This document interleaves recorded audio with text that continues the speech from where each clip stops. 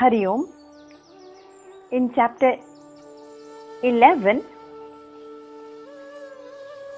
we have seen in chapter 11 one of the most famous lines, and that is in the 33rd verse, where Bhagwan says to Arjun very clearly, Mayyaivaite nihita purvameva nimitta matra bhava savyasachin. आप निमित्त मात्र रहिए, be an instrument of mine. Every one of us is a divine instrument, meaning what we are doing is preordained and we are in our proper places and times. Mayyaivaite, yes, I have already concluded the outcome of the war, says Krishna. Why are you fretting and fuming, Arjun?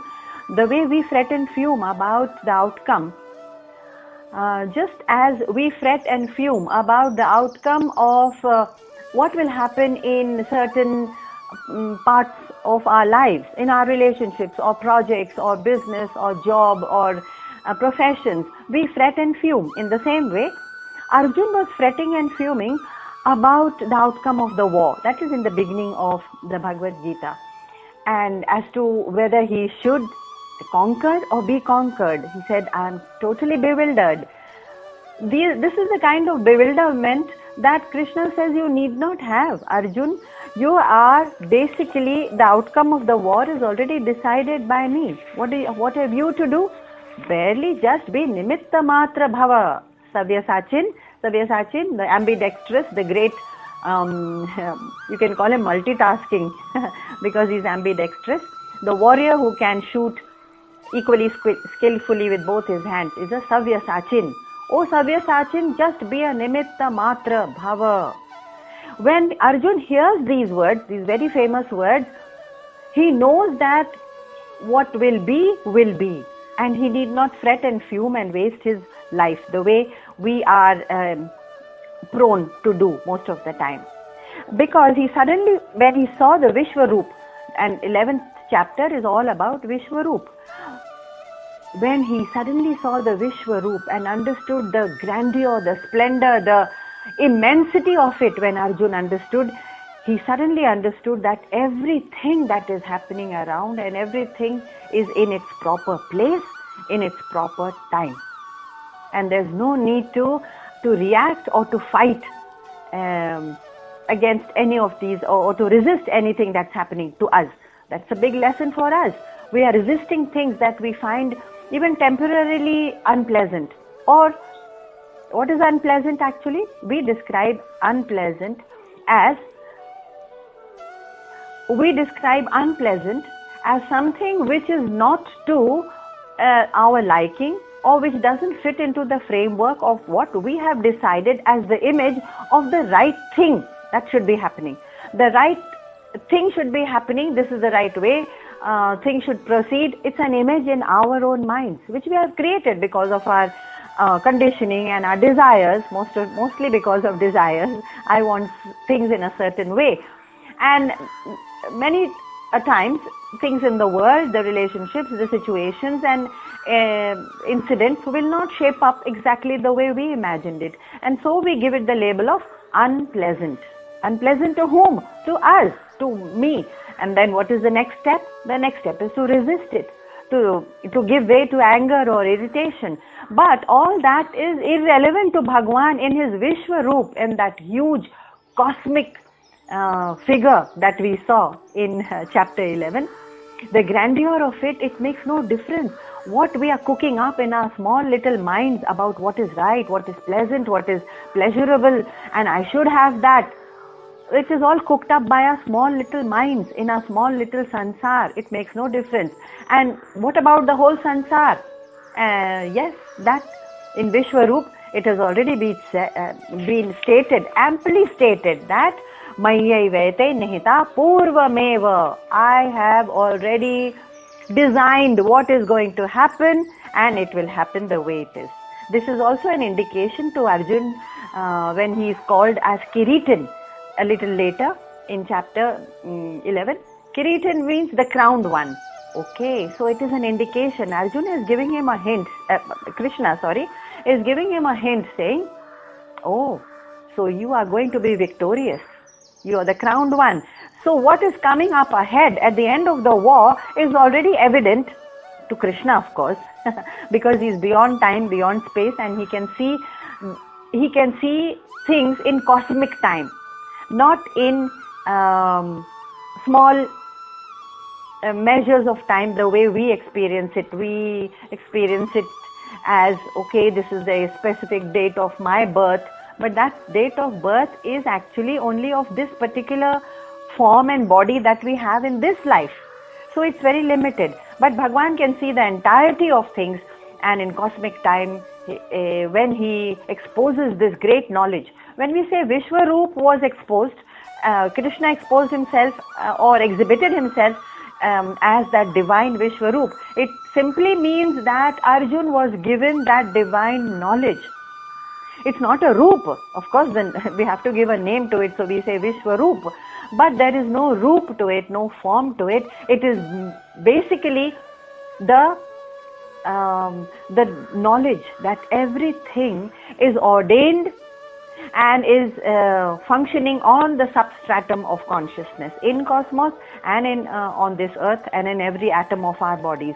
That great wisdom, when it hits Arjun, let's see what happens when he suddenly realizes that this Vishwaroop is nothing but the exposure of that entire absolute truth which man hunts for in small little things. And from time immemorial, if there is any philosophical thirst in any man from millennia, if there has been even an iota of a philosophical search in the mind of man, that I want to know what that truth is, that ultimate truth, that thirst is what leads all the philosophies, which later on, of course, become crystallized, as Krishnamurti used to say. They just become crystallized into religion. But religion is basically not what Krishna is talking about. He's talking about the philosophy of the absolute truth. This absolute truth is only one. And therefore, there is this allegorical, a very symbolic depiction of Vishwaroop given to Arjun. Imagine if we, in deep meditation, if we could understand the wisdom of this, that the ultimate truth is only and only one unmitigated, unmodified, uncorrupted and indivisible consciousness which governs everything, we would also have seen the Vishwarupa in that immense white light of understanding. When sansar becomes a small little niggling little corner of our life, and then we see this immensity of truth, that would be Vishwaroop for us. To see the absolute truth is to see Vishwaroop. Yes, it's not literally as a very rustic and a very let's say a very stool mind would understand it. Oh, Vishwaroop means this actual figure with 100 heads and 100 hands and chewing up all the people. No, it's a very grotesque, slightly grotesque depiction, but it's not an actual figure. We need to understand it is the depiction of that absolute truth and wisdom. When Arjun got this Divya Drishti to see the absolute wisdom, now we are moving ahead to see what is his response, Arjun's response, in the face of this immense, absolute, indivisible, avyaya, eternal truth. I wish that we could see it. But Krishna later on in the same chapter, as we move ahead, Krishna says very clearly that, that view, that Divya Drishti of the Vishwaroop is something that I have not given as an easy gift to the universe of human beings. Which means you have to look for it. You have to jolly well work hard for it and get to it. It is not something easily available in this little, he calls it the world of Jana, that's the world of human beings. It's not for us. But yes, Arjun is lucky. He was given Divya Drishti. Now where we stopped was verse 40, where we can see Arjun's response when he is suddenly hit by the immensity of what he has suddenly seen. What he has seen is the absolute truth of all existence, not only his own existence, and not only the result of this petty little Kurukshetra war, which is just one part of the corner of the the life of human beings. In the cosmic time, it has also been reduced to a small insignificant thing, which everything is, because finally everything that is material is going to be left behind. What are we going to lose? Nothing. We are going to lose only this material life, including this material body, of course. So Arjun has now seen this truth, and in verse number 40, his response is suddenly, when we are faced with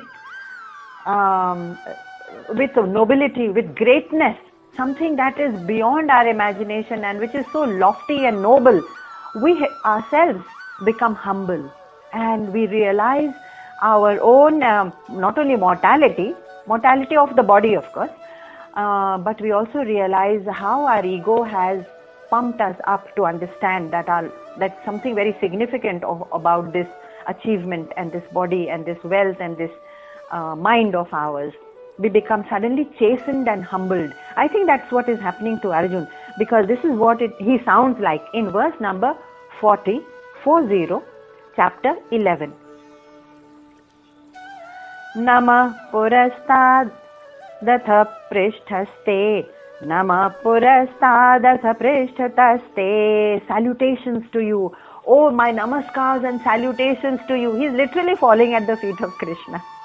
Because that immensity of the truth, when it hits you, we are bound to do that ourselves, not out of any kind of favor mongering, ki aap mujhe bless kar dijiye. No, he is not seeking any favors.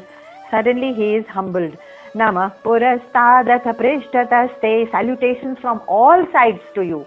What does it mean by all sides and all directions? It simply means that if consciousness is what we are, Paramatma, that Paramatma, how can he have any front or back like figures have, like forms have? It means that it is everywhere. Consciousness is everywhere. Just as we had given the example of being in space and being tossed into space, and then where our head, if our head is held in a certain direction, we think that must be north, and then we can easily swivel and swing into another direction. And how does north, south, west, east make any difference? The place is dimensionless. Consciousness, where it exists as Paramatma, is dimensionless. And one of the dimensions is, of course, space and direction. And time, of course, is another dimension. So he says, if from all directions I bow to you. It's a kind of childish, simplistic way of saying that you have no directions, you have no dimensions. I understand, Krishna. At least Arjuna has understood now that he has no dimensions of time, space and form. Namastute sarvata eva sarvaha, from all sides. Antaviryamita vikramastvam, infinite power and prowess that you have. Now I see it. Why infinite power? Because that consciousness is infinity itself. It has no end, no beginning. And therefore it's infinity in itself. And therefore it has immense power. It's beyond death, basically it means. Anything infinite is beyond destruction. Unlike our small little bodies, which are prone to destruction every moment of the day. Destruction meaning the cells are dying, the cells are decaying, everything within the body which we don't see very easily. Yes, our little bodies are far from that infinite, indestructible truth. That means that I have no significance. No, but this Vishwaroop, when Krishna is asked by Arjuna to return to his former form, it is a great revelation for Arjuna that, oh, I and Paramatma are the same, infinite, avyaya, indestructible. That realization comes, and therefore Vishwaroop was shown to him to say, look, Paramatma is an entity and existing, but it is not apart from you. So we'll come to that. Right now Arjuna is saying, Sarvam samapnoshi tatosi sarvaha. He's saying, wherever you are and you are in all directions, you pervade every inch of visible space and subtle space. Subtle space meaning uh, areas which are beyond space, which means dimensions of existence. When they say that there are different universes, scientists are trying to also speak about different universes other than our own. It means that they are dimensions of existence. They are not physically different places as we understand a universe.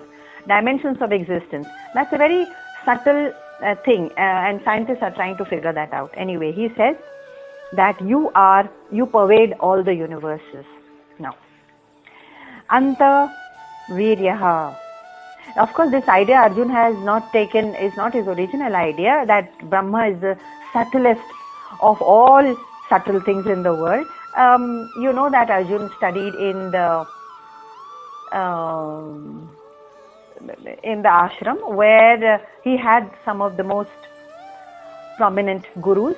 Of course, for warfare it was Dronacharya, and for philosophy and other subjects it was Kripacharya ji. So we must remember that someone like Arjun is not a layman who is listening to Krishna's words for the first time with an open mouth.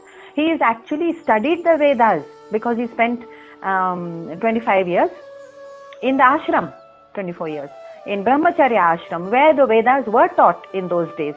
They did not have education which was, of course, secular education was there. Secular meaning all the subjects plus Vedas. So he is literate in the Vedas, and he's probably quoting from Chandogya Upanishad, and he says, yeah, Ananta Virya, I know that you are infinite. But then he says, salutations to you, Namah, I bow down to you. Now, what is the significance of this bowing down? It also means that I have suddenly realized my insignificance. I surrender whatever I thought I was to that infinite power, because that is the only truth. The rest of it is destructible. The rest of me in my body, mind, intellect form is destructible. So I am not really in my body form. I am not part of that truth. So I want to dissolve. I bow down to you means I would like to dissolve this artificial boundary of me, my ahankar, my body, my achievements, मैं ये हूँ, मैं वो हूँ, या ahankar na bhi ho to I am seeking some favors from you. Bhagwan, you are separate. No. By bowing down, I say, I dissolve, I surrender. Dissolve what? The boundaries, artificial, non-existent boundaries between myself and you. There is actually no boundary between the Atma and the Paramatma. We see it as a boundary because of this identification that this is me, मेरा ये नाम है, मेरा वो रूप है, मेरा ये औधा है, मेरा ये आयु है, और मेरी ये प्रतिष्ठा है, सम्मान है. That's an artificial boundary. It's like a room. A room has been constructed with cement and mortar, and the space inside and outside is exactly the same homogeneous space. Space does not know the distinction between this outside and inside space. Same way, Paramatma and Atma. So now we can see that the mind of Arjuna is expanding and dissolving these artificial boundaries, which is the process of realizing Paramatma. And this expansion to the higher self is what he wants now. He's not asking about the outcome of the war anymore. It's quite irrelevant, because he's already been told that the outcome of the war is designed by me. It's preordained. Why do you worry? Just be a nimitta matra and complete my job. My job means Krishna's job. Krishna has preordained. You just go and kill all these people who are going to be killed anyway. So you are only my instrument. Which means what? Whatever we end up doing in our lives, as neighbors, as parents, as philanthropists, as altruistic people, doing a lot of charity or this or that, or heading companies, we are actually nimitta matra, which means we have been ordained, and that our body, mind and intellect is being used as an instrument to complete that task which needed to be completed anyway by providence. So when you say कि अगर मैं ये नहीं करता तो ये चीज हो ही नहीं पाती, ये हमारा अहंकार है, किसी न किसी तरह हो ही जाती. That's what Bhagwan is saying.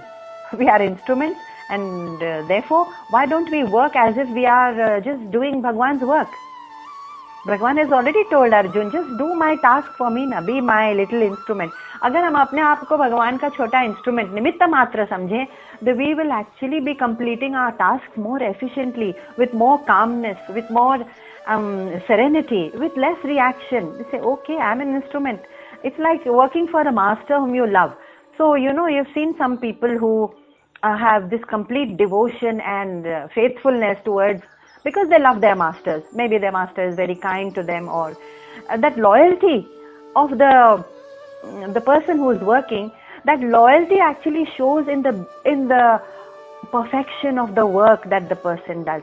Not that not that others are incapable of perfection. No, they are all capable of it. But this person who works out of love and loyalty for the master, he does it with perfection anyway. So nimitta matra means, oh, it's Krishna's work, let me do it to the best. There may be difficulties, there may be a lot of obstacles and impediments on the way, because after all, I'm functioning in sansar, and all the people that I interact with have their own journeys, their own sanskaras. They bring their own sanskara, their own habits and likes and dislikes. They may prove to be unpleasant or impediments, but no, I'm going to ignore all that, and I will remember my focus. I am nimitta matra.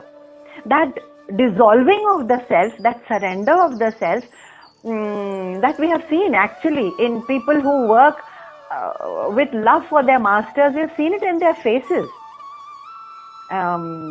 They sort of dissolve themselves and they go all out. So even if you see a small little party worker of a political party, there will be a vast difference between different party workers. There will be one who is ready to give up his life for it. He's saying, what is this life? I'll go all out for my party or party president, whatever.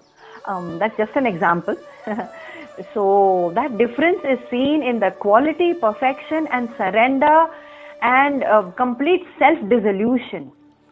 Bhagwan is saying, if you work like that for me, because ultimately I am ordaining everything, then all your accomplishments will be perfect.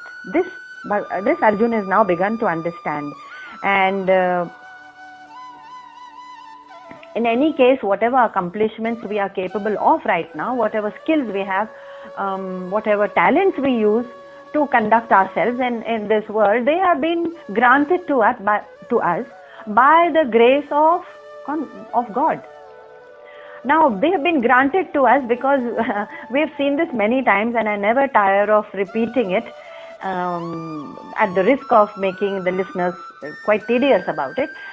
I really want to reiterate that if you see wherever we are in our lives in terms of wealth or talent or achievement or position or power or skills or intellect, whatever it is, whatever that we feel we have accomplished, मैंने ये किया है या ये मेरा है, if you see our own personal contribution towards achieving it is very, very little. हमने क्या किया था ऐसा कि we ended up becoming CEOs or directors of companies or having magnificent mansions and cars.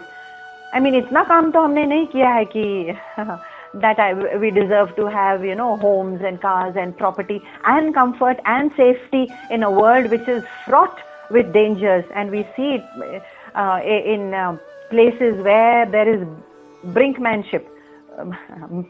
I'm quoting brinkmanship because the world is on the brink of a war right now.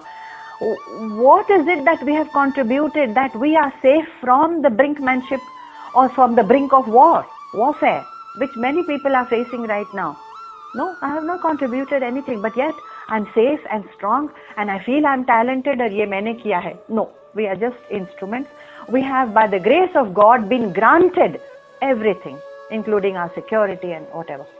So we are grateful to be safe from war. We are grateful to have the talent to perform whatever it is that we do in our lives as work. All that talent and the ability, and it comes from a certain stage, a certain grace and a certain splendor which is lent to us, that light which is lent to us by that supreme power to conduct those few duties or the work that we do. Okay, so that is what rishis are trying to do, is to dissolve themselves as their little body, mind, intellect, dissolve themselves in contemplation, in meditation, In prayer, even in prayer, they try to dissolve themselves. And what does a Gyan Yogi do? Gyan Yogi, which means the one who tries to use logic and rational, that's what we are trying to do right now, to use a lot of rationalistic arguments to understand the ultimate truth. That rationalization is Vivek. Vivek meaning discernment between truth and not truth, permanent and impermanent. That discernment also is a kind of ability done in the buddhi. That's also a marg which can be taken. But ultimately, what is it? Even Vivek will take us finally only to moksha. Moksha means dissolving ourselves into the Paramatma. So Arjun, can you see, he is on the verge when he has seen this great, immense, splendorous vision that none of us actually are privy to. But Arjun, lucky man, he was privy to it in the war. He saw the Vishwaroop and he has come to this great knowledge. And therefore, now that he has started praising Bhagwan, he is unable to stop doing that. What is it that we do in our life? We act carelessly because we don't know the truth. This is amply illustrated in verse 41. What do we do out of carelessness? Verse 41, chapter 11. Sakheti matva prasabham saduktam He Krishna, He Yadav, He Sakheti. He's suddenly ashamed of himself. Who? Arjun. He says, Bhagwan, you are the absolute truth, the ultimate reality. And you know what? I have been calling you my little friend, my Sakha. And of course, I have been very presumptuous. I had no idea about your greatness. And I have been presumptuous enough. And I called you just by your name. Hey Krishna, hey Yadav, hey Sakha. Oh my God. He's suddenly afraid of what he has done. Very childlike, very innocent Arjun's character here, which is brought out so beautifully. And these two verses actually, there's a touch of emotional and loving sort of poetic grace added by Ved Vyasji to move away from that great reality that we are trying to understand. So we can enjoy that little emotional touch also. Because after all, what we are reading is just an epic poem. We are reading Bhagavad Gita as an epic. Mahabharata itself, 1 lakh verses, is an epic poem. It's a piece of beautiful literature. So the beauty of emotionalism brought out here, he says, oh my God, I called you by your name, Krishna, hey Yadav, because after all, that's how he knew him. Ajanata mahimanam tavedam, unknowingly, because I knew not about your greatness. Maya pramadat pranayena vapihi. This was my pramad. Pramad actually is extreme levels of carelessness. जैसे कि हमको कभी कभी हमको हाँ होता है, अगर किसी की चीज बोरो किया हुआ हो और फिर हम उसको बहुत ही used condition में वापस करते हैं, not in a good condition, or we use public places like bus stands and railway stations, and we don't use it as our own. We use it with extreme pramad. Pramad is extreme form of carelessness and negligence. That is Arjun saying, you know, it was pramad, it was carelessness, negligence on my part. And maybe he's saying, also because I love you so much, na? Because of pranayena, due to love also I called you these names, na? Krishna, Yadav and Sakha. So do forgive me. Just a little poetic touch, emotionalism added here. So in verse 41 we see that Arjun has now come down from that position of I am a great archer, I am an excellent warrior, and I am going to decide the outcome of this war if I can, because it's in my hands. I am a warrior after all, and I am going to restore justice. I am doing a dharma yuddha. Who said you are doing dharma? Dharma or adharma is already decided by God. You are a nimitta, you just complete my task. And just be happy and grateful that Krishna has chosen you, Arjun, to be the restorer of dharma. He's given you a good task to do, na, after all, to restore dharma. So then when we are shown our position in life, then we come out of that mistake we make. The first mistake we make is, and Arjun made the same mistake, I am a great Yodha and I am going to decide the outcome of the war. I am fighting for Dharma. Who is this I? Who is this I? That is what Krishna wants him to realize. Mistake number 2, that I have seen the world. I have seen, but I did not realize that in this world that there is another meaning. There is an all-pervasive power that pervades everything, which is a part of everything. And I just saw this world as diverse, distinct. ये कोई और है, मैं कोई और हूँ. ये देश अलग है, ये हमारा देश अलग है. ये इनकी जाति, कुल, धर्म, ये सब अलग है. हम सब अलगाव. We have this drishti of separatism, of diversity and distinctness, because that's all our charma chakshu can see. That means our bare eyes can see. We don't see the uniformity or oneness which is pervading below the surface of all this diversity. Like the waves in the ocean are all diverse, big and small and full of surf or lather or simple, and no, but the ocean is the same. We have made this second mistake, like Arjun, to see ourselves as distinct from the rest of people and objects and universes, everything. So 2 mistakes.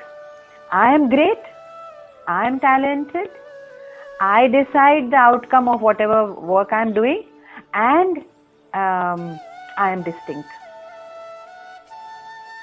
These are the mistakes. Now, even an atom, if we don't realize that we are just made up of atoms,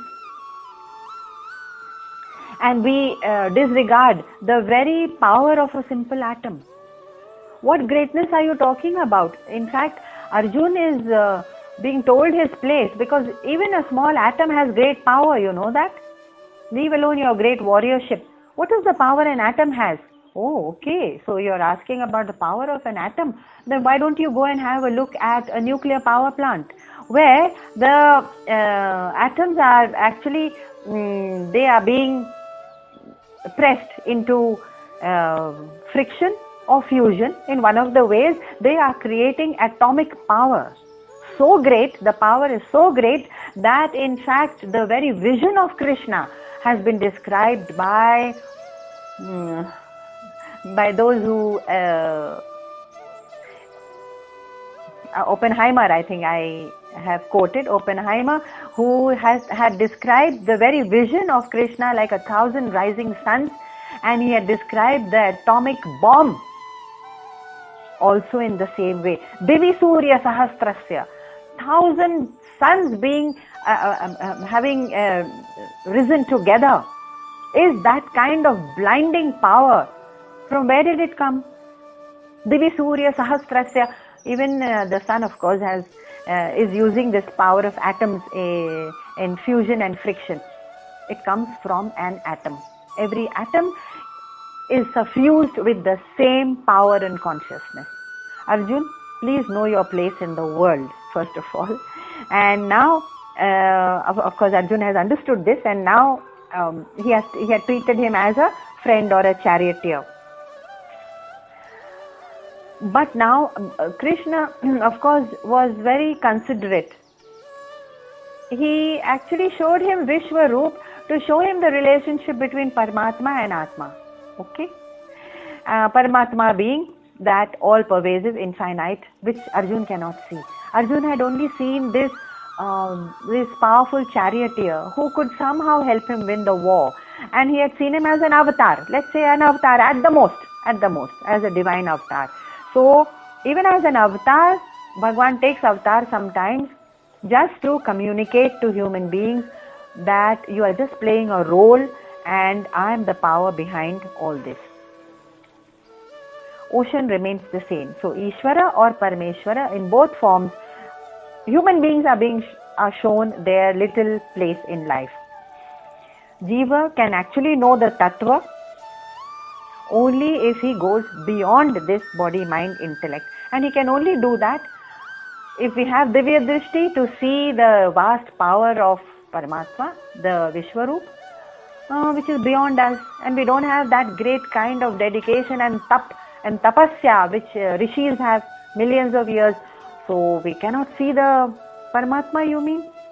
But we can start the journey, because it's not a journey you can complete in one lifetime. And therefore there is the story of a man who was given a lantern to cross the dark forest to reach the other side of the village. I think I've quoted this before, but it's relevant here. So the wise man handed him a lantern and he said, "Go ahead, young man, this lantern will help you. And you can cross the dark village, the dark forest, and reach the other side of the village by dawn." So this young man, let's call him a young novice monk. This novice monk took the lantern, and after a few minutes, the wise man found him returning back to the cottage and saying he cannot make the journey. Why? What happened? He says, "No, I can't make the journey. You know, this lantern that you've given me is actually just showing me the path. Is showing me my path. Yes, no doubt. Thank you so much. But I can see my path only 2 meters ahead of me. And I have such a long, deep forest to cross. I can see only 2 meters. No, I can never cross the forest with this kind of a lantern. Think of something else." And what do you think the wise man said? Wise man said, "Yes, I have given you this lantern of wisdom, so that when you walk, when you start your journey, you can start with 2 meters. But when you cross those 2 meters, the same lantern is now showing you the next 2 meters ahead. And it is lighting your path the next 2 meters. At least walk those 2 meters. At least cross that traverse that path of 2 meters, and the lantern will show you the next 2 meters ahead. And that's how this wisdom is going to take you ahead." I'm quoting this story for the simple reason that there are quite a number of people who say that, "Look, I don't think there is this highest absolute reality, because Vishwarup is something I can't see, I can't sense it." Of course, with your small little petty 5 senses, which are made of Pancha Tattva, air, water, fire and earth, how can you sense that great reality? First of all, we should ask them that question. So what they do is, "I cannot see that vast reality and therefore it doesn't exist." Dismiss it. Dismiss the learning, dismiss this whole idea of the search for truth. Okay, it's your loss, sorry. It is not Bhagwan's loss. It is our loss if you give up the journey saying, "I cannot cross the whole forest with a small lamp." Arey, make the journey of 2 meters and the same lamp is moving you ahead. इतनी श्रद्धा तो रखिए कि वही lantern आगे आगे ले जाएगा. बहुत जन्म लगेंगे, ओके ठीक है, but I am going to cross this forest of darkness, of avidya, of murta, of agyan. I have to cross it. Moment you say कि अब मुझे ये thirst, I have this great thirst to know the truth, तब आप ठान लेते हैं. Don't we have this great focus? Don't we have this great determination in acquiring or accomplishing any other project in our lives? Yes, I have to marry off my son or my daughter. क्या determination होती है. I want to acquire क्या कहते हैं, green card. I want to settle in the US. I have to get a multinational company job. I have to settle my son into a multinational. You see the kind of drive, determination and focus that we are capable of in those small projects. ठीक है? That means the capacity has been given by God. Why are we not using the same capacity? Oh, because I know about green card. I know about the land of promises, that is United States, the land of great promises. I can get the best possible job and a fantastic lifestyle. Yes, I'm heading for that lifestyle. Great, good for you. But beyond that, the same capacity can take you 2 meters ahead. Please use that capacity to move further. That capacity is a great gift, a great grace from God. क्योंकि इतनी determination, focus और drive सब में नहीं होती. हमको जो दी गई है उसी को लेकर that grace and that capacity we can cross this great forest of darkness also. अज्ञान meaning I don't know who I am. मुझे नहीं पता मैं कौन हूँ. मैं सोचता हूँ कि मैं ये रूप हूँ, ये नाम हूँ, ये औधा हूँ, ये प्रतिष्ठा जिसको मिल रही है और जिसके पास इतनी फला मेरे बैंक अकाउंट जितना है मेरी आइडेंटिटी उतनी होती है. मैं 10 लाख का मालिक हूँ या 10 मिलियन का मालिक हूँ.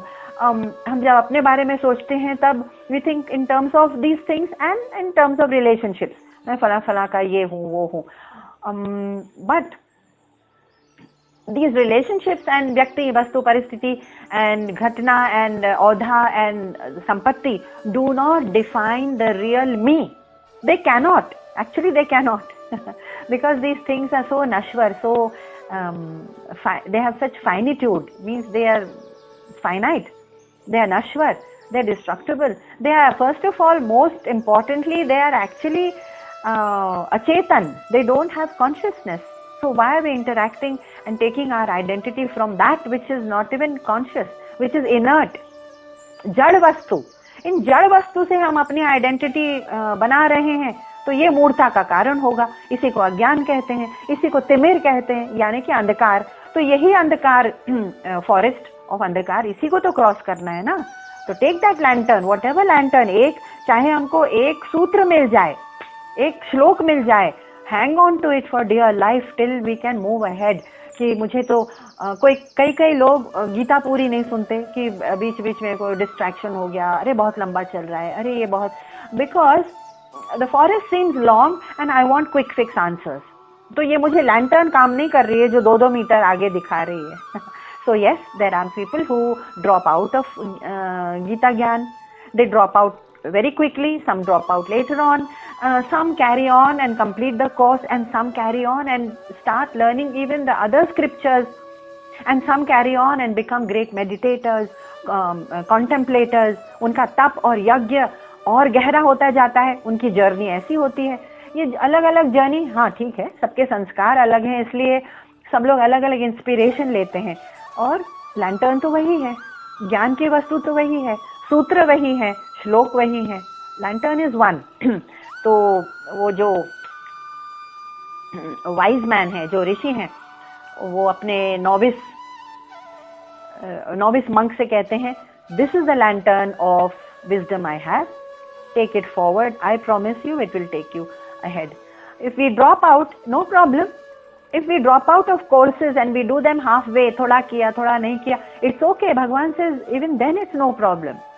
Why? Because in our lives in future, Arjuna has been told in the 6th chapter, look, you will pick up your love for truth, your inquiry for truth, jitni bhi thodi thi, you will pick it up again and you will start your journey again, I promise you. So it doesn't matter. We drop out, doesn't matter. For Bhagavan, he says, समय ही समय है हमारे पास. उनके पास तो बहुत समय है, because he is beyond time. So yeah, take your time. How many ever lives it takes? Take your time.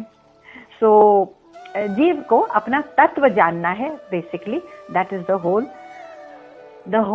mystery, the whole story, the bottom line of all effort, all spiritual effort, not secular effort.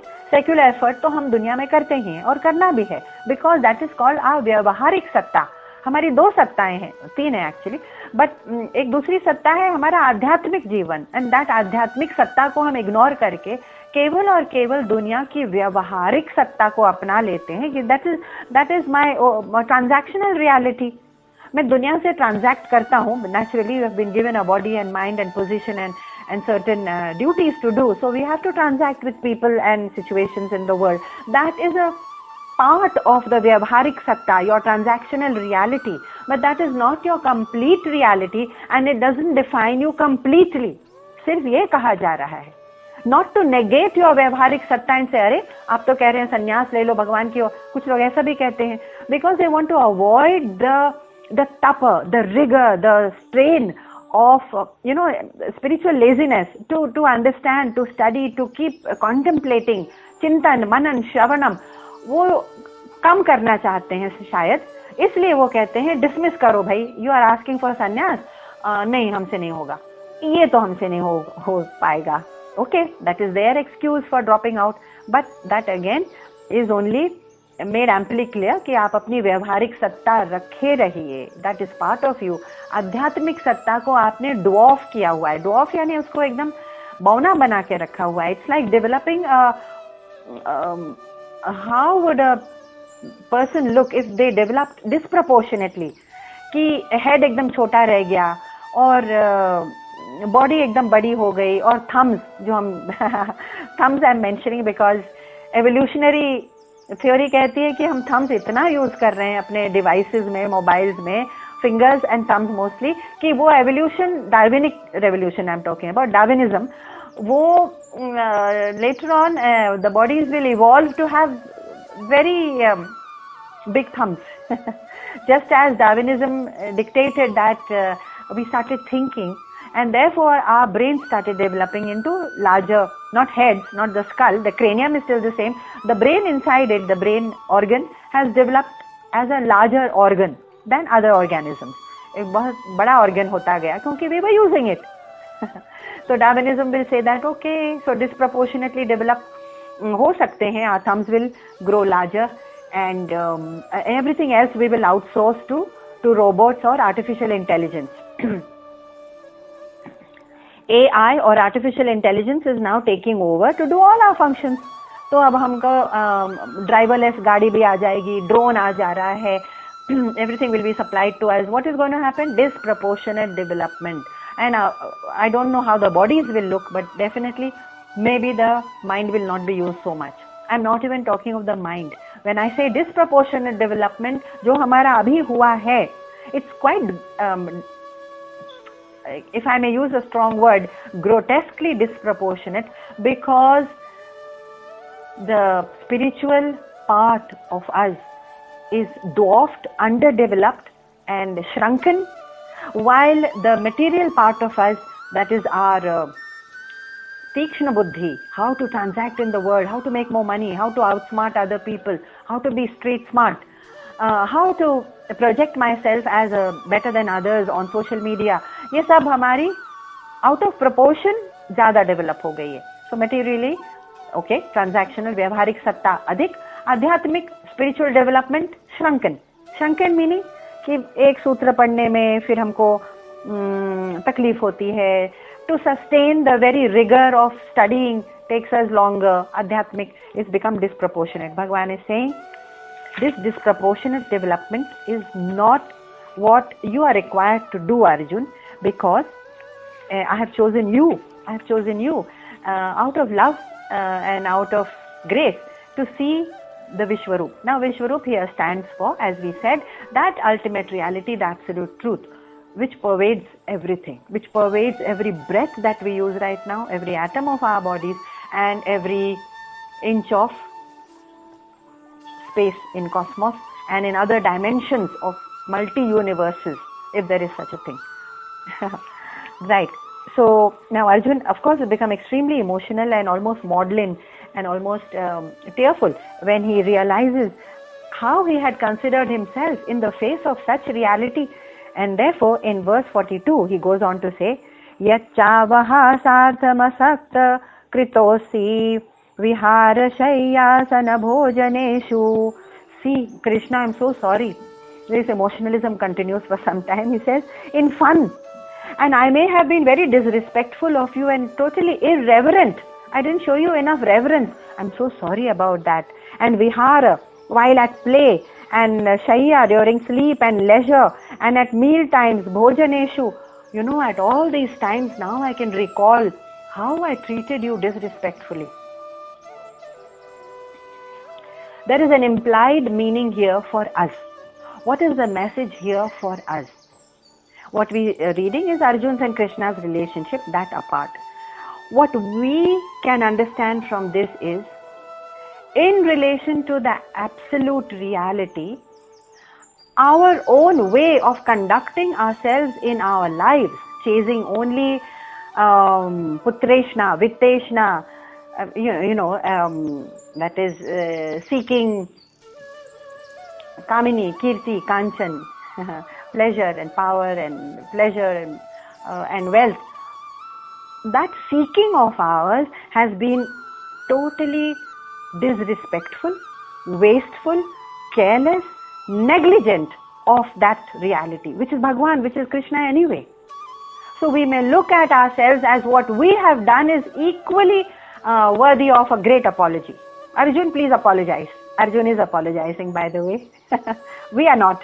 But poor man, Arjun is apologizing कि मैंने ये क्या कर दिया. This is the wasteful way in which I have lived.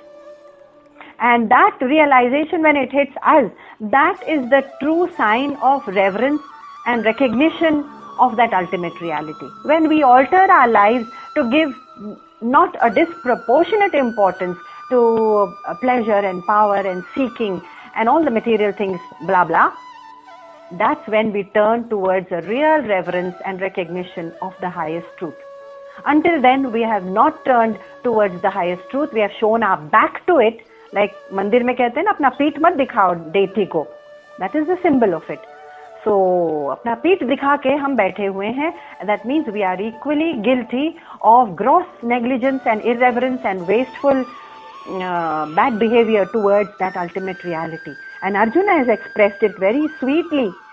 In his own childish words, he says, Vihara Shayya Sanabhojaneshu, while at play and sleeping and leisure and khate time, you know, मैंने आपको कैसे disrespectfully treat kiya tha? Okay. So now he is apologetic and quite ashamed of himself actually. So verse 42, third line. Eko thavaapyachyuta tatsa samaksham. You know, I disrespected you even when you were alone. Eko thavaapya and tat samaksham. In fact, in the company of other people also. In fact, in all situations. When I'm in the company of others, when I'm extroverted, when I'm introverted, when I'm by myself, I'm thinking about agla success, mera success story kya hona chahiye? How can I make an impact on social media? Or my children can become more successful? Or how can I make my life more pleasurable? ठीक है, अपने एकांत में भी हम रहते हैं तो I can be quite irreverent. Irreverent यानी disrespectful. So he says, yes, tat samakshan, even in company and in solitude, I was disrespectful of you, Krishna. So sorry about that. Tat kshamaye, I implore you. Tat kshamaye, please forgive me. Last line. Tvamahama prameyam. That means aprameyam. You are immeasurable, aprameyam. You are the immeasurable one. And what was I thinking so much about myself? I am pleading for divine mercy. Please have mercy on me. Takshamaye, forgive me this negligence. Kya hum apni negligence, the way we lead our lives in the material world, do we turn around? No, we may not ask for, literally ask for forgiveness, but if we turn away from the material life and go full steam ahead in search of the truth, and also directing all our energies, because all our energies, remember, and all our talents have been granted to us as grace, and we redirect them, suppose, towards the greater good, for the good of somebody else, for the benefit of somebody else, that will be our apology. We don't have to go to the temple, fall at the feet and be obsequious about it and say ki, Arey, please forgive me, God, and all. So a real apology will be a change of heart, a change of lifestyle, a change of perspective as to what is really important and what is not important. That will be our real apology that we can offer to Krishna. Having said that, Arjun goes on to say, of course, to speak more words of love and affection for Krishna in 43. Pitasi lokasya characharasya. O Father, O Father, you are the Father of the world, of everything in this world which is moving as well as unmoving, of objects that are inert as well as sentient, of everything moving and unmoving. Characharasya. You are the great Father. This word Father, you know something, we don't hear it too often, but it actually comes in Rig Veda. The first time it was quoted, it came in Rig Veda. And probably Arjun has taken it from there. But you know what is surprising? That when we quote any other religion, so for example, we talk about the prayer from the Bible, our Father who art in heaven, hallowed be thy name, thy kingdom come, thy will be done on earth as it is in heaven. Give us this day our daily bread, and forgive us our trespasses. Forgive us our trespasses means the irreverent, disrespectful things that we have done, our trespasses. Forgive us this day, and give us this day our daily bread. Now these prayers, of course, it came much after the Rig Veda. It is quite possible that this concept, that the ultimate truth is a father figure. That father figure concept could have been taken from the ancient Hindu scriptures, because that word first appears there and then it appears in the Bible, etc., everywhere, our Father who art in heaven. But it is also possible, I'm just quoting Chinmayaji, it is also